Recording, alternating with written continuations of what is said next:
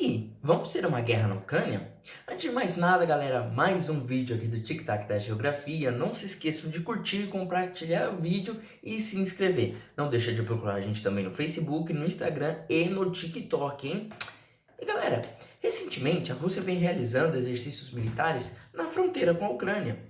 Isso tem gerado uma série de acusações de que os russos vão invadir a Ucrânia, o que levou os Estados Unidos, a União Europeia, a OTAN e até mesmo a China a se envolver nessa situação bem complicada e muito tensa. Para a gente poder entender tudo o que está acontecendo, a gente precisa de voltar um pouquinho na história, dar uma olhadinha de como que é a região, por que ela é tão conflituosa. Historicamente, a região do leste europeu é habitada por povos eslavos, que é a cultura da Rússia e da Ucrânia. Mais ainda, o que no futuro viria a se tornar o país que hoje a gente conhece como Rússia, nasceu na Ucrânia, com o Rus de Kiev. Ou seja, russos e ucranianos compartilham as mesmas bases culturais, a mesma história, são da mesma etnia, têm a mesma origem no idioma e compartilham a religião ortodoxa. No fundo, ucranianos e russos são povos irmãos. Além do mais, a Ucrânia, com o passar do tempo, se tornou extremamente importante para os russos, principalmente por causa dos campos agricultáveis, dos campos aráveis. Não à toa, a Ucrânia é conhecida como o celeiro da Europa. Mais ainda, a Ucrânia também é importante do ponto de vista estratégico e geográfico, porque a fronteira da Ucrânia está a menos de 450 quilômetros de Moscou, a capital da Rússia. E a Ucrânia dá acesso para os russos ao Mar Negro, um dos poucos mares que não congela e que os russos têm acesso. Na verdade, toda aquela região do leste europeu, passando pelo finalzinho do Império Romano, chegando no Império Romano do Oriente, chegando na Idade Média, passando pelo Império Russo até chegar na União Soviética, é área de influência russa.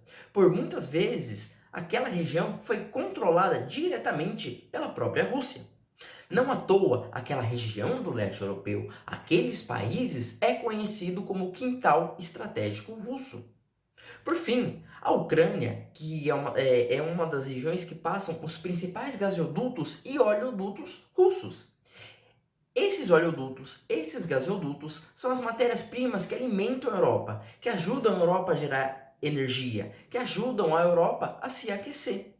Além do mais, a Ucrânia tem parte da sua população que se identifica com a etnia russa, que na verdade fala o russo, não o ucraniano. Isso faz com que parte da população se identifique mais com a Rússia. Beleza, mas por que essa tensão está acontecendo agora, Nick? A Ucrânia pediu e recebeu um convite da União Europeia para entregar o bloco econômico, o que incomodou muito o presidente Vladimir Putin, pois ele perderia mais um país da área de influência russa para o Ocidente. Mas principalmente porque a Rússia ia perder o controle sobre os gasodutos. Além de que os ucranianos também receberam um convite para integrarem a OTAN. Lembrando que a OTAN é uma aliança militar do Tratado do Atlântico Norte, que foi criada em 1949 para combater a União Soviética e hoje é um dos principais adversários militares da Rússia, se não o principal.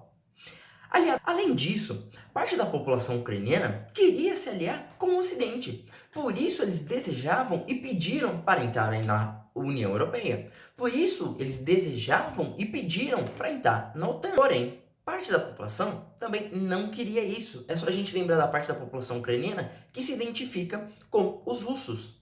Isso levou que em 2014 houvesse uma série de protestos e tensões dentro da própria Ucrânia, o que levou à deposição do presidente, que era aliado do Putin.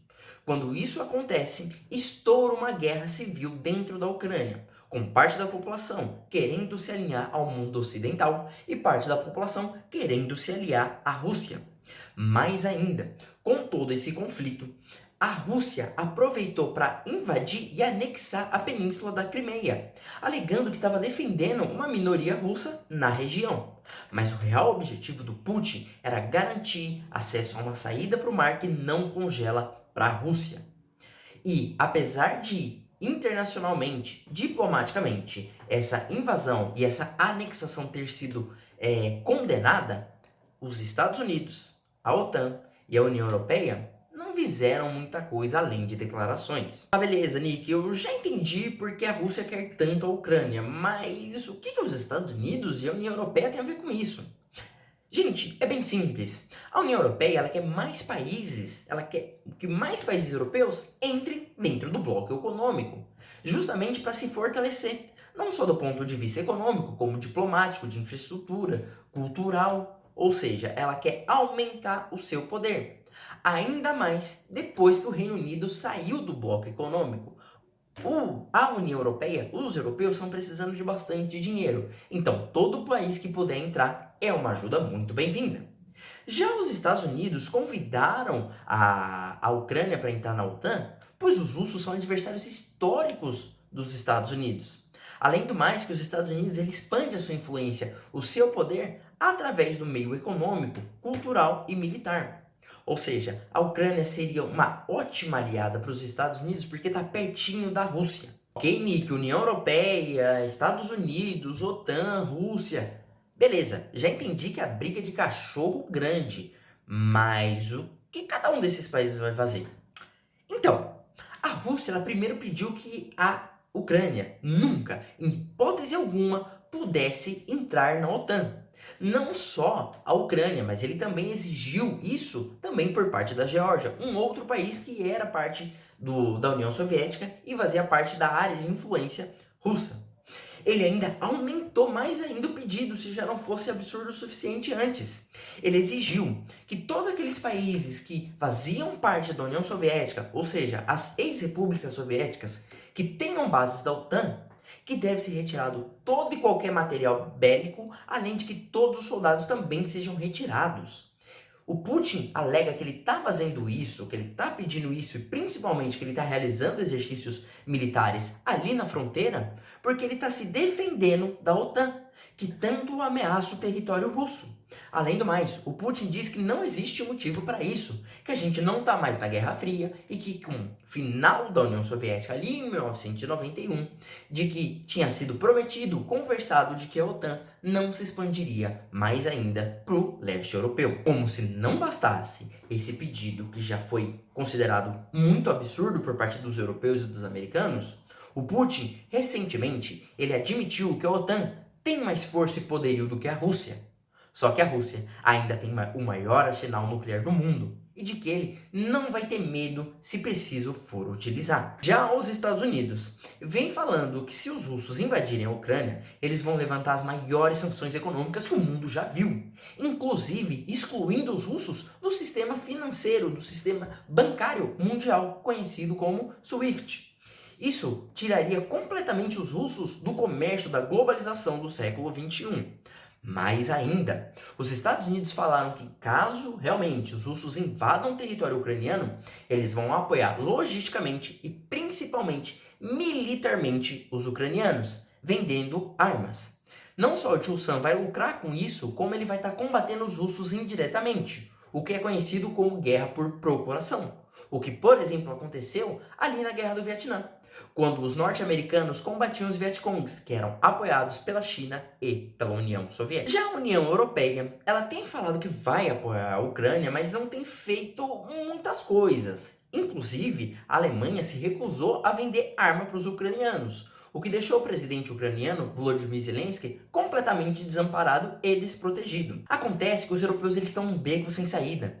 Eles são altamente dependentes do petróleo e principalmente do gás russo, tanto para gerar energia como para aquecer as casas, as lojas, as fábricas, como eu já disse anteriormente. Os europeus sabem que se estourar um conflito ali na região, eles vão ficar sem gás. Inclusive, essa é uma ameaça que o Putin faz recorrentemente, principalmente agora na época do inverno que o hemisfério norte enfrenta.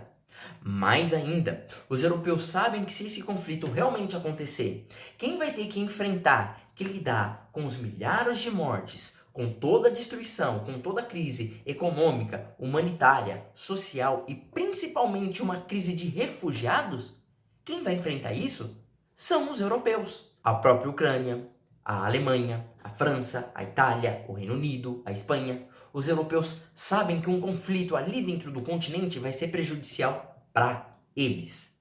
Por isso, o presidente francês, o Emmanuel Macron, ele tem intermediado conversas de paz. Não apenas porque ele não quer a guerra, mas que ele já declarou por diversas vezes que a Europa precisa aprender a se defender sem os Estados Unidos.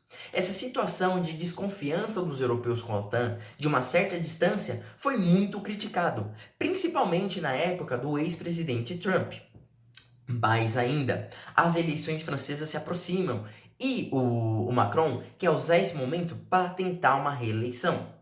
E ainda, por fim, agora que a ex-primeira-ministra, a Angela Merkel, que liderava o bloco europeu, o Macron quer assumir esse papel de liderança. O Macron deseja que agora a França seja a grande porta-voz, a grande liderança da União Europeia. Para vocês terem uma noção, toda essa tensão, todo esse conflito, principalmente a pressão sobre a Rússia, tem feito chineses e russos se alinharem, o que levou com que o Putin e Xi Jinping se encontrassem agora nas aberturas das Olimpíadas de Inverno. Desse encontro, resultou num documento de 14 páginas que firma uma aliança entre russos e chineses. Eles falaram que vão se apoiar no campo da infraestrutura, no campo econômico, militar, mas principalmente no campo diplomático. Uma vez que a Rússia declarou que vai apoiar as pretensões chinesas no Mar do Sul da China, além da questão sobre a ilha de Taiwan, ao mesmo tempo que os chineses também declararam que vão apoiar as pretensões russas no leste europeu e a pretensão russa de anexar e ter o território da Crimeia reconhecido como seu. Ou seja, a gente está vendo nascer uma verdadeira aliança sino-russa. Uma aliança que promete dar muita dor de cabeça ainda para os Estados Unidos. E enquanto isso, a população ucraniana fica no meio do fogo cruzado. Galera, o assunto é complexo, o assunto é bem difícil e espinhoso, mas não se preocupem, além de vocês contarem aqui com o meu vídeo, vocês conseguem mais material lá no TikTok e também no Facebook. Então não deixa de procurar o TikTok da Geografia e eu vejo vocês numa próxima.